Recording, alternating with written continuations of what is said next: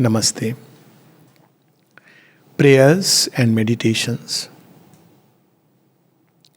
What should we be? This is a question often youngsters are asked, and youngsters ask both.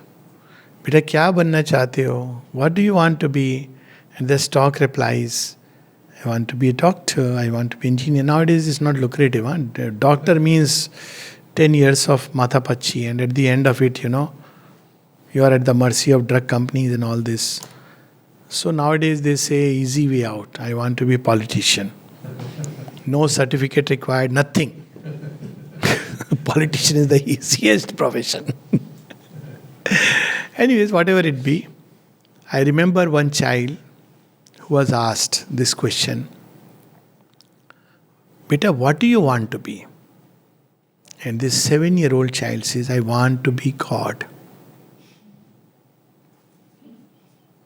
Parents surely must have thought that gone crazy. What kind of a... I remember, I can share this. My own first vocation job that I wanted. 5-year-old. Somebody asked me, Beta, kya karega bada hoke? What do you want to do when you grow up? I want to fight in the Devasur Sangram from the side of the gods. Such a job doesn't exist. So these are the real aspirations. We should make children aware of their real aspiration. This is job. This is not what we want to be. Job is an expression of who we are. We are not defined by our jobs. Look at so-and-so, Mr. So-and-so, Dr. So-and-so. He is all this you have said. You have not described the man at all. That's a job. And yes, we must do it well. We must do well in the whatever profession. Why? Because it's a means of worship, of ascension to God. It's the means through which we will serve the divine in this world, through our vocation. We should try to bring true consciousness into it. A drop of true divine love into it. A drop of wisdom into it. That we should, definitely. But that's not what defines us. Who we are is what we truly want to be in our inmost core. And here is the mother revealing to us this truth. O divine love, supreme knowledge, perfect oneness, at every moment of the day I call to thee, so as to be nothing but thou alone. It's pure meditation. What I want to be? Divine love, perfect, supreme knowledge, perfect oneness. Not just some knowledge, self-knowledge or this supreme knowledge, which is total, everything is included. Divine love. Not just human love, which is so prone to all kinds of things. I want to love people, I want to love everybody. First, harbor this love inside, which we don't even know. Divine love, actually this term, honestly, I have been introduced to it only in Mother and Sri Aurobindo's writing. I have heard about divine loves. Bhagwan prem karte hain. But Bhagavad prem, there is something like that, divine love, which is different from human love. Why? I'll tell you the difference. When we read about God loves, we think, oh, he loves like we love. So love is same, no? Divine loves, we also love. How we would love? We'll favor our near and dear ones. So divine loves means he will also favor the near and dear ones. That's how we think, because when we say divine loves, we imply that the divine loves like we love, the only love we know. But when we say divine love, it means just as there is a human love which is a shadow of the original is divine love. What is the divine love? Mother reveals to it at several places. In fact, she says it's so far beyond the manifest and the unmanifest, but from that greatest height it leans into the abyss to lift everything towards that. Divine love is the link that joins even the darkest abyss to the highest. That's why people seek this divine love so much knowingly or unknowingly, because that's the only thing which can really fulfill. Short of it, nothing can really fulfill. Human love cannot fulfill. Unless it is the divine love which is expressing itself through whatever human conduit it is, bearing with its imperfection. But that is the divine love. That's why, in spite of all the love you may have in life, ultimately when it comes to Krishna, Krishna is... Why? Because he is an embodiment of that love, divine love. At the same time, divine love ties all creation into a single cord. So it is horizontal as well as vertical. So person who has this divine love, he has Maitri Karuna Evascha for every creature, not just human beings. He breaks free from that little circle of मैं और मेरा कुनबा का लोग, मेरे लोग, मेरा community, my community people.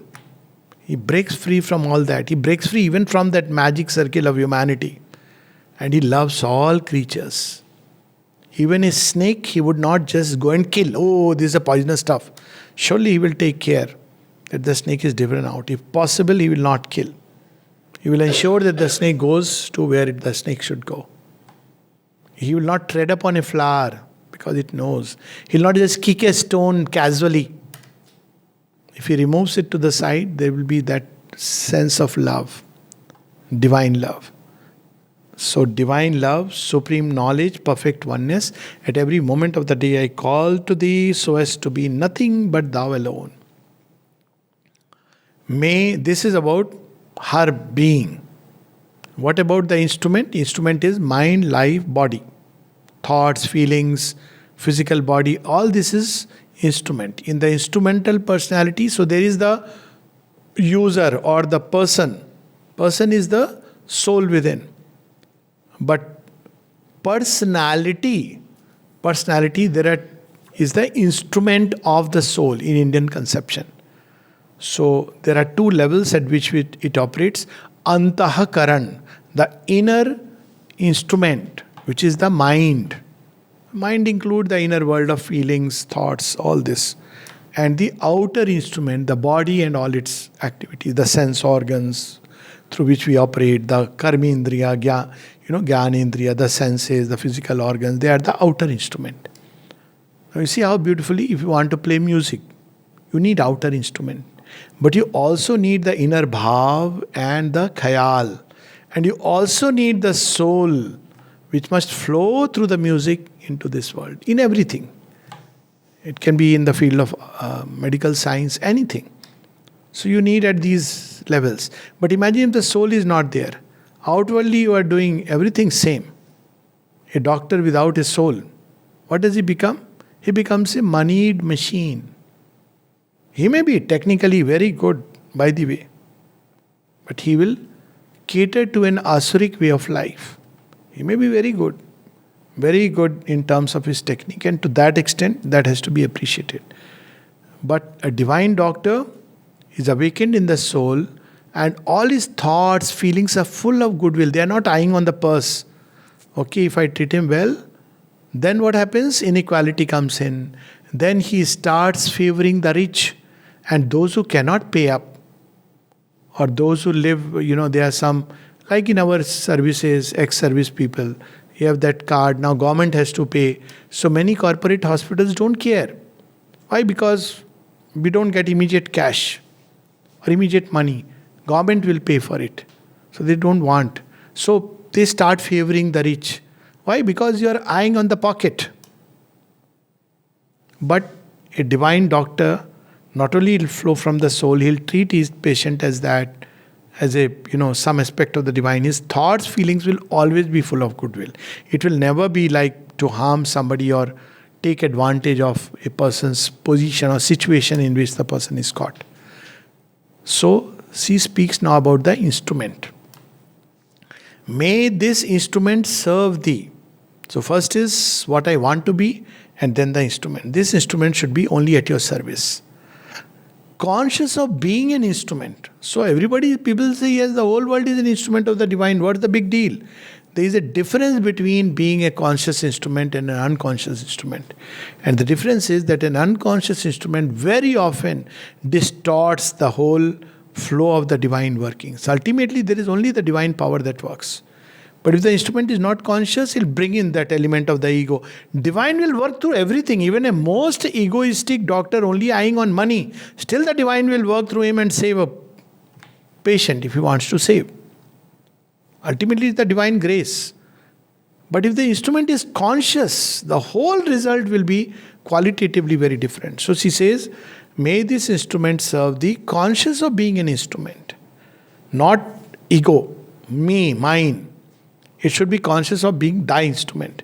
And may all my consciousness, merged in thine, contemplate all things with thy divine vision. Everything, give me that vision with which you see things. How do we see things? Based on completely outer. But to see with that divine vision. See how unconsciously we have these sets. So somebody walks in a certain dress and we judge. Somebody speaks English, we judge. Somebody who doesn't know, cannot speak well English, we judge. Somebody may know only Sanskrit and we may judge. Oh, orthodox fellow. It's not true.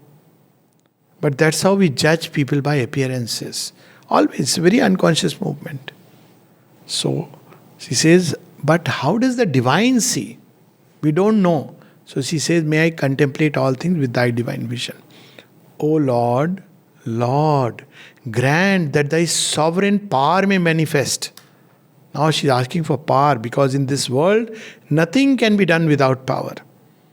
In typical Vedanta, power is to be shunned. Or, if the big difference is, if a healer, he will study medicine and practice whatever medicine he has taught. But a true conscious instrument will open to the divine power and divine grace to work through it. Even in course of time, discover ways and means to cure, which are very different. Why? Because one is open to the divine power. O Lord, Lord, grant that thy sovereign power may manifest. Grant that thy work may be accomplished. And thy servitor be consecrated solely to thy service. What a wonderful joy. Whose service are you in? I'm in the service of the Divine Mother. Just imagine, just to feel that is such a felicity. We serve no human master. We serve no human organization. We serve no human man-made institution. We serve nobody's pleasure or money-making things. We don't even serve the government, however good it may be. We are in the service of the Divine Mother. What a tremendous joy it is. So, what is needed to prepare for that? Now comes the master stroke. May the I disappear for evermore. I am in the divine service. Gone.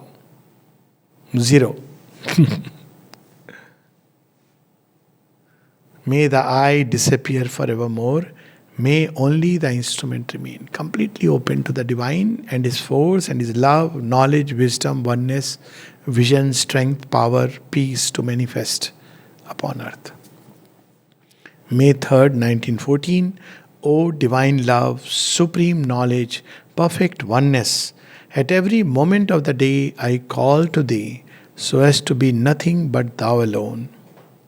May this instrument serve thee, conscious of being an instrument, and may all my consciousness, merged in thine, contemplate all things with thy divine vision. O Lord, Lord, grant that thy sovereign power may manifest. Grant that thy work may be accomplished and thy servitor be consecrated solely to thy service. May the I disappear forevermore. May only the instrument remain. Offered, surrendered to the divine, this instrument. Not to annul it, not to destroy it.